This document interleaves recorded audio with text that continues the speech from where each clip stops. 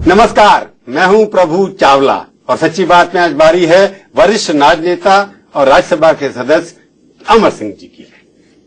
अब वरिष्ठ नेता रह गए या राज्यसभा के सदस्य उसमें बहुत हैं 242, पर अमर सिंह तो 242 में एक हो नहीं सकते, न रहे। देखिए, वक्त ने किया क्या हंसी सितम, हम रहे न हम, तुम रहे न तुम, और राजनीति का खेल अभूतपूर्व, कभी तुम भूतपूर्व कभी हम भूतपूर्व। अच्छा, आजकल आप भूतपूर्व की कैपेसिटी में ज्यादा बोल रहे हैं। भूतपूर्व महामंत्री समाजवादी पार्टी के, वो छोड़िए, भूतपूर्व सांसद भी हो जाएंगे नवंबर में। आपकी टर्म खत्म हो जाएगी। टर्म खत्म हो रही है। चुनाव लड़े आप, आपको लगता था आपकी जब तक जो आदमी 40 आदमियों को जिता के लाता हो, जो आदमी समाजवादी पार्टी को सत्ता में लाता हो, वो आदमी अपनी जमानत नहीं बचा सके, ऐसा लगता था आपको? बिल्कुल। फिर क्यों लड़े आप? हमारा काम हो गया। क्या काम हो गया? ये काम हो गया कि मैंने टिकट नहीं मांगा था कांग्रेस से। टीवी की सुर्खी बनी कि गौतम बुद्ध नगर से, हाँ, अखबार में लिखा, मैंने देखा, आपको और जयप्रदा दोनों को चुनाव लड़ेंगे और मुरादाबाद से जयप्रदा जी चुनाव लड़ेंगे। मैंने आदरणीय सोनिया जी से जयप्रदा जी को मुरादाबाद से चुनाव लड़ाने का अनुरोध किया था। राहुल गांधी से भी मैंने एक औपचारिक निवेदन किया था और मैं अनुग्रहित हूं, उन लोगों से उपकृत हूं कि हमारे इस अनुरोध को मानकर जयप्रदा जी को मुरादाबाद से उन्होंने नामित किया। लेकिन मैंने अपने लिए कभी भी मैं टिकटार्थी या उनका शरणार्थी नहीं था। न मैंने न टिकट मांगा और न मैंने उसके लिए लॉबिंग की। उसके लिए लॉबिंग की। आपने केवल जयप्रदा के लिए? जयप्रदा जी के लिए की, क्योंकि टूटे मन से और बुझे मन से कोई काम नहीं होता। राजनीति में हर उस व्यक्ति की जिसकी हमने मदद की, मुलायम सिंह जी की मदद की, मुझे दूध की मक्खी की तरह 14 साल की सेवा के बाद निकाल के बाहर कर दिया गया। न्यूक्लियर डील की, प्रधानमंत्री मनमोहन सिंह जी कांग्रेस के, शीला दीक्षित जी कांग्रेस के मुख्यमंत्री, सरकार बचाने के उपक्रम में हमारे सहयोगी, और उन्हीं की शीला जी का प्रोसिक्यूटर अदालत में खड़ा होकर के कह रहा है कि लोकशाही का त्यारा मेरे बारे में। मुझे कहा ये रास नहीं आती। मैं जिसकी सेवा में रहता हूँ, जिन हाथों को से मैं कुछ आहार किसी को देता हूँ, वो मुंह मुझे जरूर काटता है। तो मैंने अपने लिए मांगा ही नहीं था, तो मैंने अपना नाम देखा। फिर मेरे पास घर पर राहुल जी के अन्य सहयोगी, तत्कालीन रक्षा राज्य मंत्री भंवर जितेंद्र सिंह अलवर महाराज आए और उन्होंने कहा कि सर अच्छी अच्छी बातें की। और उसके बाद एक दिन फोन आया कि आपको मिस्त्री जी बुला रहे हैं 99 साउथ। मुझे आश्चर्य हुआ, मैं गया 2 बजे यूपी के, अपराह्न 2 बजे। तो फाइलों का अंबार और बैठे हुए मिस्त्री जी और चश्मा की तरह और चश्मा नीचे लगा हुआ, और उन्होंने देखा मुझे, कहा चाय पियोगे? हमने कहा पी लेंगे, चाय पीते रहे। तो आप चुनाव लड़ेंगे? हमने कहा मैंने तो नहीं कहा। नहीं तो आप चुनाव नहीं लड़ेंगे? हमने कहा जो सोनिया जी चाहे, मैंने तो टिकट नहीं मांगा, मैं तो चुनाव नहीं लड़ूंगा। तो मिस्त्री जी चाहते थे कि मेरी सियासी सेहत खराब है, मैं उनके कारखाने में पहुंच गया और मैं उनको कहूं कि मेरी मरम्मत कर दीजिए। तो मैंने मिस्त्री जी के कारखाने में अपनी मरम्मत कराने से साफ गुरेज किया और उठ के नहीं लड़ूंगा। तो मिस्त्री जी चाहते थे कि मेरी सियासी सेहत खराब है, मैं उनके कारखाने में पहुंच गया और मैं उनको कहूं कि मेरी मरम्मत कर दीजिए। तो मैंने मिस्त्री जी के कारखाने में अपनी मरम्मत कराने से साफ गुरेज किया और उठ के चलाया। फिर हमसे भंवर जितेंद्र सिंह जी अलवर महाराज और राहुल गांधी जी के अन्य सहयोगी का फोन आया कि बड़ी लंबी कतार है, जयप्रदा जी लड़ेंगे कि नहीं लड़ेंगे, बता दीजिए, 1 मिनट का समय है।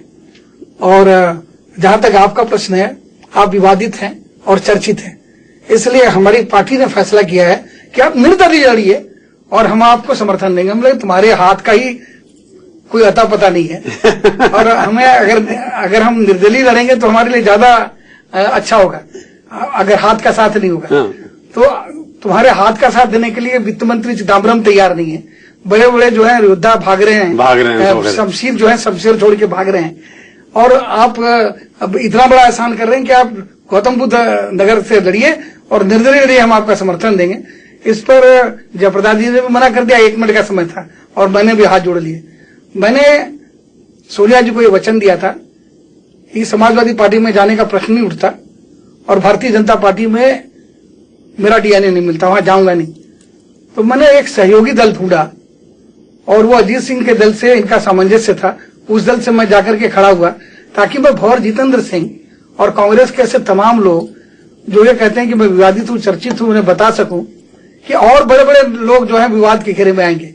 लेकिन उस पूरे चुनाव में हमारे विरुद्ध भारतीय जनता पार्टी का कोई बड़ा नेता, समाजवादी पार्टी का कोई बड़ा नेता सिवाय जया बच्चन के हमारे विरुद्ध प्रचार करने भी नहीं गया। चाहे ये सहयोगी माने, लेकिन नरेंद्र मोदी उत्तर प्रदेश में, मुलायम सिंह जी भी नहीं आए, अखिलेश भी नहीं आए। मुलायम सिंह नहीं, अखिलेश जया बच्चन को लेकर आए। अच्छा, अखिलेश जया बच्चन को लेकर के आए, लेकिन मैं अखिलेश को बच्चा मानता हूं, इसलिए अखिलेश का शौखुन माफ। मैंने ये बताने के लिए और नतीजे निकलने से पहले मैंने ऑलरेडी सोनिया जी से मिलकर बता भी दिया कि मैं चुनाव हार रहा हूं और कांग्रेस की भी बहुत भयंकर पराजय होने वाली है। कांग्रेस का कैंडिडेट था आपके खिलाफ, वहां नहीं खड़ा किया? कांग्रेस का कैंडिडेट नहीं खड़ा था, लेकिन यहां तक हुआ कि पहले जब राहुल गांधी आगरा आए तो मुझे बताया गया कि उसमें आपको शामिल होना है। फिर कहा गया कि नहीं, राहुल जी के कार्यालय से सूचना आई है कि नहीं आना है। तो ये जो जिस तरह से राहुल जी का कार्यालय वो कनिष्ठ सिंह चला रहे थे, वो बहुत अद्भुत था। और वो ऐसा था कि राहुल जी के सहयोगियों का तौर तरीका, ये मेरा तरीका तो देखो, ये मेरा सलीका तो देखो, सुलझ जाती है जब गुत्थी तो उलझा दिया करता हूं मैं। इस तरह से उन्होंने हमारे से कई ऐसे लोग जो आज भी सोनिया जी का बहुत सम्मान करते हैं, आज भी बहुत आदर करते हैं, वो सत्ता में नहीं है और आज उनके लिए सार्वजनिक रूप से उनकी प्रशंसा करने वाले लोग कम मिलेंगे, लेकिन राहुल जी के आचरण से और उनके अगल बगल के लोगों के आचरण से ईश्वर बचाए। मतलब आप विक्टिम राहुल गांधी के दरबार के हैं, अगर आपके साथ धोखा हुआ या विक्टिम नहीं है, हम अपने को विक्टिम नहीं मानते। मैं बेचारा बनकर के जीवन नहीं, राहुल जी के बाद आप नहीं जाएंगे? आज के बाद मैं बेचारा बनकर के जीवन नहीं जीता, इसलिए मैं चुनाव इसलिए लड़ा जब बड़े बड़े लोग भाग रहे थे, ये प्रमाणित करने के लिए कि देखो भैया मैं विवादित नहीं हूँ, मेरे ऊपर न नरेंद्र मोदी की एक टिप्पणी है, न राजनाथ सिंह जी की एक टिप्पणी है, और न तो आदरणीय मुलायम सिंह जी की एक टिप्पणी है, न तो आदरणीय अडवाणी जी की एक टिप्पणी है। और जहां तक मेरा संबंध है, अब मैं बड़ा प्रसन्न हूं, अपने जीवन से का बड़ा आनंद ले रहा हूं। अब मेरा कोई शत्रु नहीं है, क्योंकि मैं किसी दल का प्रवक्ता नहीं। इसका मतलब क्या हुआ कि अमर सिंह ने राजनीति से संन्यास ले लिया क्या? आप आकलन करने के लिए स्वतंत्र हैं। आज संन्यास है, राजनीति से टेम्पररी संन्यास लिया हुआ कि नहीं अभी तक? देखिए, दिनचर्या क्या रहती है आपकी? हमारी दिनचर्या, हम अपने, हमारी खुद की मुलाकात नहीं थी। मैं खुद से खुद को मिला रहा हूं। मेरे जीवन में जो आडंबरी लोग थे, जो तथाकथित परिवार थे, वो सब छन्नी की तरह छन गए। और अभी जो कुछ भी हमारे पास शुद्ध, हमारी बेटियां हैं, दृष्टि दिशा हैं, उनके साथ मैं गुणात्मक समय बिता रहा हूं, अपनी पत्नी के साथ कुछ समय बिता रहा हूं। बस ये कि वो कहते हैं ना कि राजनीति के लोगों ने, चाहे वो मुलायम सिंह जी हो या कांग्रेस के लोग हों, जिनके हमने न्यूक्लियर डील करवाई और सरकार बचाई। न्यूक्लियर डील में फिर आ गया, आपने कहा कि न्यूक्लियर डील आपने बचाई। अमर सिंह जी, आपने 2 दिन पहले, आप नाम वही लेंगे जो पहले भी आपने जवाब दिया था एक बार, डॉक्टर कलाम ने कह दिया इसलिए हमने सपोर्ट कर दिया, पर असली राजनीति तो कुछ और थी। डॉक्टर कलाम की आप जितना कुरे दिए, मैं तो यही कहूंगा, मैं खामोश रहूं, ये बेहतर है। लब खोलेंगे तो उतर जाएंगे चेहरे सारे। नहीं तो चेहरा कोई लब थोड़ा सा खोलिए, आधा मत खोलिए। अगर आप कह रहे हैं इसमें कुछ चीज छुपा रहे हैं ना आप? नहीं, कुछ नहीं छुपा रहे हैं। नहीं, लब खोलेंगे तो चेहरे उतर जाएंगे। चेहरे उतर जाएंगे मतलब, आज जैसे मैं जेल गया तो मैं क्या बेनिफिशियरी हूँ? अब चूंकि मामला खत्म हो गया है, हाँ, नहीं, तो मुझे क्या लाभ हुआ है? इसलिए मैं बोल सकता हूँ, अगर मामला अगर सब जुडिस होता नहीं बोल सकता। इतना मैं बोल सकता हूँ, मैं तो ना मंत्री बना, न तो मैं संतरी बना, और खामख्वाह जो है वो जेल में भी भेज दिया गया। और उसी सरकार ने भेजा जो जिसको आपने बचाया, उसी सरकार की पुलिस ने, उसी सरकार के प्रशासन ने, और मुझे चार्जशीट तो निश्चित रूप से किया। अनिल अंबानी भी फिर मिले नहीं उसके बाद, कई दिनों से सुना है आपको कि दोनों इकट्ठे? अनिल अंबानी ने तो मेरे फोन भी नहीं लिए जब मैं जेल में था। Apply no reply. धीरू भाई तो लाइन पे आ जाते थे। धीरू भाई देखिए अलग व्यक्ति थे। धीरू भाई की तस्वीर आज भी मैंने अपने घर से उतारी नहीं है, आज भी मेरे घर पे। उनसे जब मेरे संबंध हुए, उस संबंध को लेकर के जो अंतिम दिन तक, जिस दिन उनकी मृत्यु हुई, मृत्यु के 2 घंटे पहले उन्होंने बात किया। संबंध के बाद ऐसा कोई दिन नहीं गया जिस दिन धीरू भाई ने मुझसे बात नहीं की। मेरा अनुभव धीरू भाई के प्रति बहुत ही सुखद रहा, बहुत ही मीठा रहा, बहुत ही अच्छा रहा। वही प्रॉब्लम, पिताओं के साथ अच्छी है, बेटे पता नहीं क्या क्या करते हैं, उससे नाराजगी हो जाती है, तो कटुता बढ़ जाती है। नहीं, हमको तो एक जगह पिता अच्छे थे, बेटे अच्छे नहीं निकले। एक जगह बेटे ठीक हैं तो पिता ने तत्ता बता दिया। आपने मेरे को कहा कि आपको दूध की मक्खी की तरह निकाल दिया गया, तो आपके संबंध तो मुलायम सिंह जी का अच्छे थे, बिल्कुल कैसे लगते थे भाई होते थे एक दूसरे के लिए। आज भी है, आज भी मैं मुलायम सिंह को अगर अमर सिंह की जरूरत पड़ेगी, सबसे पहले मैं खड़ा रहूंगा।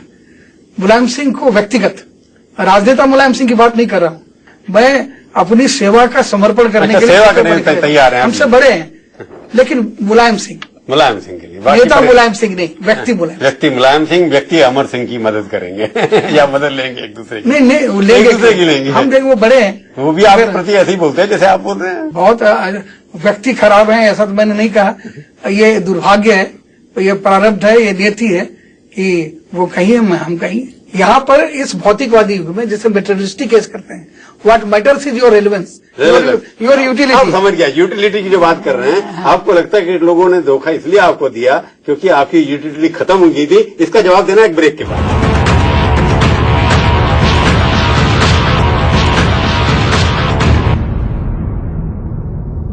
सच्ची बात में आपका एक बार फिर से स्वागत है। आज हम बातचीत कर रहे हैं केवल एक श्री अमर सिंह जी से, और तो कोई अमर सिंह जी है नहीं।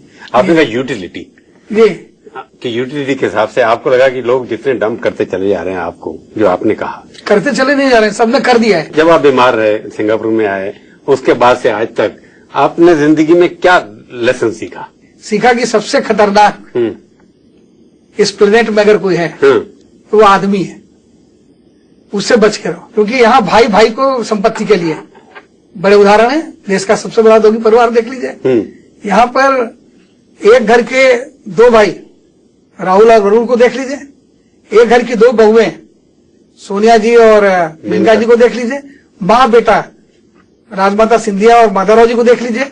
दौलत और शोहरत के लिए आदमी से किस तरह से लड़ सकता है? वो जो नीरज जी की कविता हरदम की ये पंक्तियां कि क्या है करिश्मा, कैसा खिलवाड़ है, जानवर आदमी से ज्यादा होशियार है, और आदमी माल जिसका खाता है, प्यार जिससे पाता है, उसके ही सीने में फोकता कटार है। ए भाई जरा देखते चलो, आगे ही नहीं पीछे भी, ऊपर ही नहीं नीचे भी, बाएं ही नहीं दाएं भी। एक बात बताइए, आपने इतने लोगों के सुधार किया, कईयों की जिंदगी बना दी, कईयों को अमीर बना दिया, पर एक ऐसा व्यक्ति का नाम बताने के लिए आप तैयार हैं जिसने सबसे बड़ा धोखा किया, जिससे आपको उम्मीद नहीं थी? दाएं भी। एक बात बताइए, आपने इतने लोगों के सुधार किया, कईयों की जिंदगी बना दी, कईयों को अमीर बना दिया, पर एक ऐसा व्यक्ति का नाम बताने के लिए आप तैयार हैं जिसने सबसे बड़ा धोखा किया, जिससे आपको उम्मीद नहीं थी? जया बच्चन। उनसे आपको उम्मीद नहीं थी, उन्होंने सबसे बड़ा धोखा दिया आपको? धोखा नहीं दिया, आपको सबसे पहले छोड़ दिया पटना? नहीं, मैंने धोखा खाया। अच्छा, विश्वास किया उनके ऊपर? नहीं, देखिए उनकी गलती नहीं है, गलती हमारी है। ज्यादा मीठा डायबिटीज, ज्यादा नमकीन हाई ब्लड प्रेशर, और अतिशय अगर आप अपने अनुपात से ज्यादा अपने परिवार के अतिरिक्त कहीं और देंगे तो आपको भुगतना पड़ेगा। इसमें दोष बच्चन परिवार का नहीं, मेरा है, दोषी मैं, और मैं बच्चन परिवार से क्षमा चाहता हूँ, बड़े लोग हैं। आपने बच्चन परिवार की बात कही, पर अभी रिसेंटली मैंने अखबारों में पढ़ा कि शादी में मिले थे, वो आपको ढूंढते रहे दोनों बाप बेटा, और आके जफी आपको गले डाला और माफी मांगी, आपसे प्यार किया, तो इसका मतलब थोड़ा सा तो उनको पछतावा हुआ जो उन्होंने आपके साथ किया, तो दोस्ती दोबारा बढ़ सकती है ना? अमिताभ जी के साथ मेरे बड़े अंतरंग संबंध रहे, और अभिषेक से तो मेरा कोई झगड़ा ही नहीं। अभिषेक ऐश्वर्या ये बच्चे हैं, चाहे और अभिषेक ने और ऐश्वर्या ने कभी भी मेरे बारे में कुछ गलत मुझसे न किया है न बोला है, इसलिए अभिषेक का गला लगना या अभिषेक से का मिलना। अमित जी भी तो गले लगे थे, अमित जी भी लगे थे, तो मैं भी उनके गले लगा था। और अतीत की जो स्मृतियां हैं वो चाहे सुखद है या दुखद है, वो हमारे लिए अतीत है, व्यक्तित्व का हिस्सा है, हमारा इतिहास है, हमारा वर्तमान नहीं। और दूसरा ऐसा कोई व्यक्ति या महिला जिसने आपका हमेशा साथ दिया, ऐसा भी व्यक्ति? जया प्रदा जी पॉलिटिकली आपके साथ खड़ी रही, और उनको नुकसान भी हुआ? हर तरह से खड़ी, बिल्कुल नुकसान हुआ। और दो व्यक्ति जो दोनों दो धुरी पर हैं, उनको भी अगर मैं उनकी बात नहीं कहूंगा तो वो बहुत गलत होगा। एक भाई राजनाथ सिंह जी, जिन्होंने हमारे जेल जाने पर हमारी पत्नी को लगभग कई दफे फोन करके यहां तक कहा कि अगर कुछ पैसे वैसे की जरूरत हो भाई साहब नहीं है तो मुझे बताइए। उन्होंने लिया नहीं, मेरी पत्नी ने, और उनसे लेने की नौबत नहीं आई। लेकिन इसलिए नहीं कि आज वो गृह मंत्री है, उस समय उस सरकार में आएंगे, लेकिन उनके इस करुणा का और उनके इस मानवीय पक्ष का मैं जिंदगी भर कायल रहूंगा और उनका ऋणी रहूंगा। और भले वह हमारे विचारधारा हमारी उनकी न मिलती रही हो, लेकिन व्यक्ति के रूप में मैं उनको बहुत बड़ा आदमी मानता हूं। दूसरा सोनिया गांधी।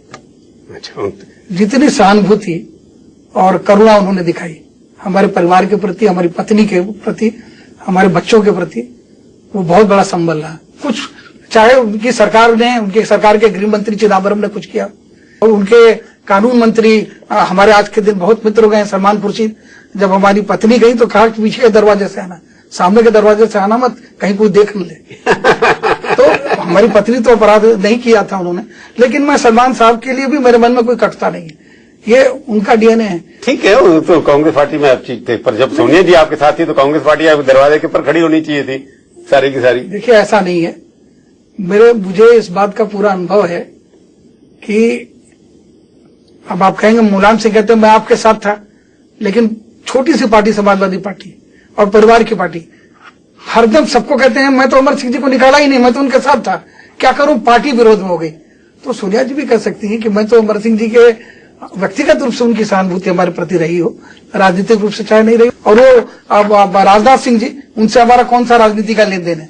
मैं नरेंद्र भाई की इज्जत करता हूँ। आपको उम्मीद थी जीतेंगे? नरेंद्र भाई के हमने चुनाव से पहले कहा था उन्हें कोई हरा नहीं सकता, तो लोगों ने कहा कि मैं भारतीय जनता पार्टी में जाने के लिए व्यग्र हूँ। चलिए आखिरी सवाल, आपका भविष्य क्या है? हमारा भविष्य, शेर सुना दीजिए कोई इस पे। हमारा भविष्य मुझे ही नहीं पता क्या है। नहीं पता हमको। ऐसा है कि कभी खुद पे, कभी हालात पर रोना आया, बात निकली तो हर एक बात पे रोना आया। कौन रोता है किसी और की खातिर है दोस्त, सबको अपनी ही किसी बात पे रोना आया। तो आप अपनी बात पे अभी सोच रहे हैं कि अपनी बात पे रो रहे हैं। हमारे स्टूडियो में आए, बहुत बहुत धन्यवाद। तो ये थी आज की सच्ची बात। अगले हफ्ते आएगी बारी किसी और हस्ती की, और उसे हम करेंगे सच्ची बात इसी समय, इसी चैनल पर। तब तक के लिए प्रभु चावला का नमस्कार।